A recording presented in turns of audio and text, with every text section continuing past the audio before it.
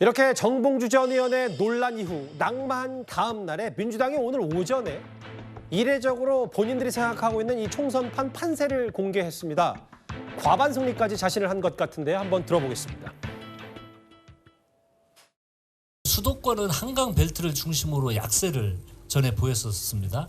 정당 지지도가 회복이 되면서 전반적으로 박빙 열세 구도에서 박빙 또는 박빙 우세로 전환됐다고 판단하고 있습니다. 권역별 판세를 종합을 해보면 지역구에서 한 130 정도에서 140석 정도 현재 판단을 하는데요. 외부 여론조사 평균치를 내보면 13석 플러스 알파 정도가 되지 않을까 예상을 해봅니다.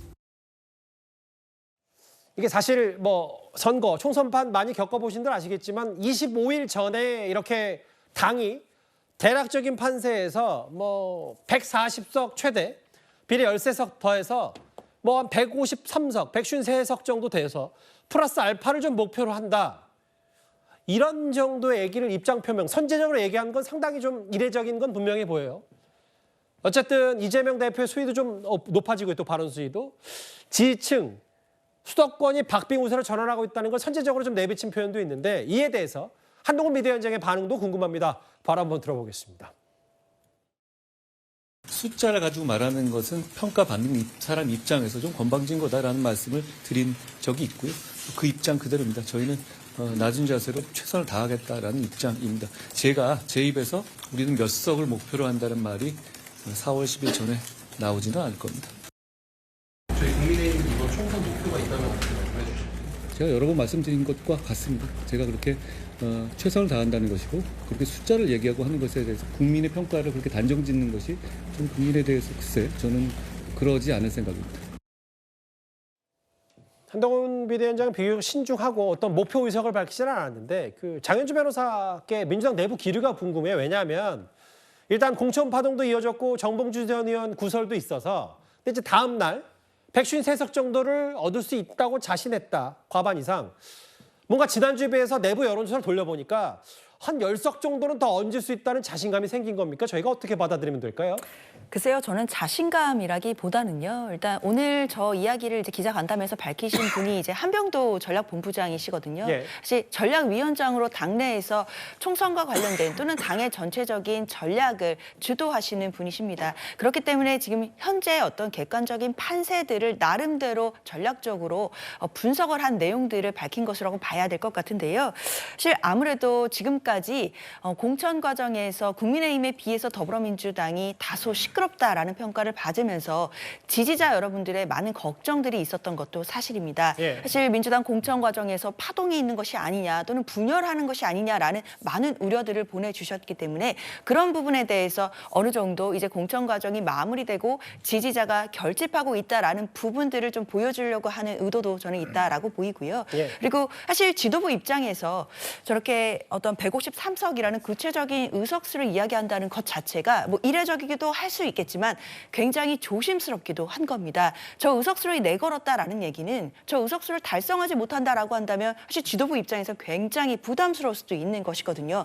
그만큼 어떻게 말한다면 당 입장에서는 선대위가 굉장히 지금 절박한 마음으로 배수진을 치고 있다라고도 볼 수 있을 것 같습니다. 그만큼 민주당이 이번에 과반 의석을 해서 윤석열 정부를 견제해야 된다라는 또 굉장히 큰 목표가 있는 것이고 그런 정권 심판론이라는 전선을 확대해 나가는 중이기 때문에 그런 과정에서 전략적으로 이런 부분들을 공개한 것이지 결코 자만하거나 오만하는 상황은 절대 아니라고 봐야 될 것 같습니다. 이제 목표 점수를 공개하고 그렇게 하겠다고 하는 거니까 자신감일 수도 있고 아니면 아까 장현주 변호사 말 맞다나 말씀처럼 절실함일 수도 있는데 선제적으로 판세를 공개했습니다. 그런데 한번 4년 전으로 돌아가 볼까요? 지난 선거 때 이른바 야권의 스피커라고 불리는 이 사람이 이런 판세를 미리 공개한 적이 있습니다. 화면을 만나보겠습니다.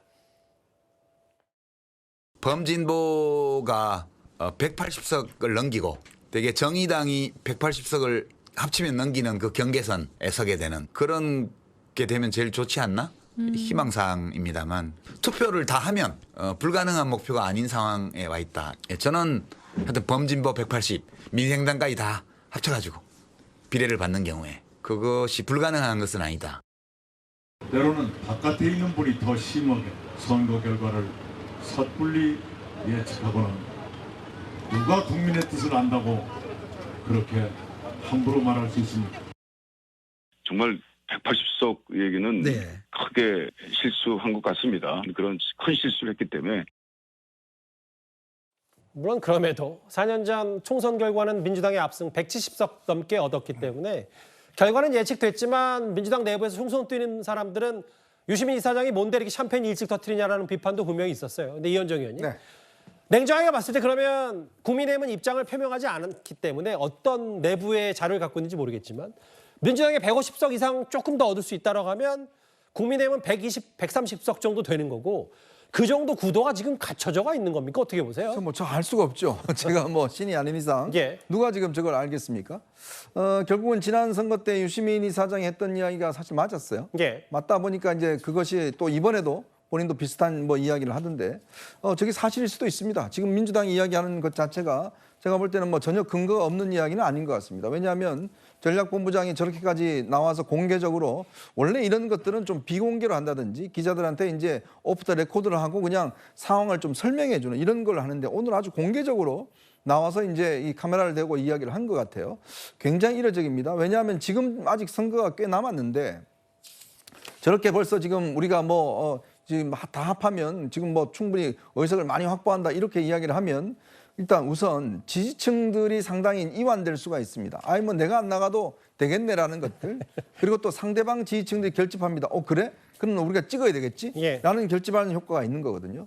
그러니까 자신감이라고 하기에는 과연 이게 지금 제가 볼 땐 좀 오만한 측면이 있지 않는가? 또 지금 어떤 분위기를 좀 띄우기 위한 그런 용도가 있는 것 같은데 글쎄요. 선거라는 거는 항상 이렇게 겸손하게 끝까지 이제 정말 가야지만이 되는 거거든요. 지난 대선 보십시오. 그때 이준석 대표가 있을 때 그때 뭐 10%포인트 차이로 이긴다라고 본인이 몇 차례 공언을 했습니다. 근데 어떻게 됐습니까? 0.73%포인트 차로 간신히 이겼지 않습니까? 그날 저도 기억이 나는 게 그날 이준석 대표의 표정이 거의 기억이 나는데 자 이게 지금 이 시점에서 과연 앞으로요 몇 번 요동칠 겁니다. 제 경험으로 따져보면 예. 그리고 지금은 이 ARS 여론조사 뭐 등등 이걸 통해서 그냥 전반적인 수치 지금은요 여론조사가 워낙 많이 합니다. 자 그러다 보니 이게 지금 고관여층들만 답변하기 때문에 이게 정확하다고 할 수가 없어요. 알겠습니다. 그런 부분이 있기 때문에 저는 글쎄요 민주당의 자신감일지 모르겠지만 뭐 저렇게 될 수도 있을 것 같습니다. 그러나 너무 일찍 공개한 것은 결국 후폭풍이 분다 이런 말씀만 드리겠습니다. 이와는 결과로 이현정 의원 말씀 중에 좀 공감하는 건 저도 선거 방송을 적지 않게 해봤다면 26일 남았으면 한 260번 정도의 요동이 치더라고요. 어떤 이슈들이 많이 나와서 지켜보겠습니다. 153석 이상을 얘기한 민주당 측의 얘기 저희가 준비한 1위였습니다.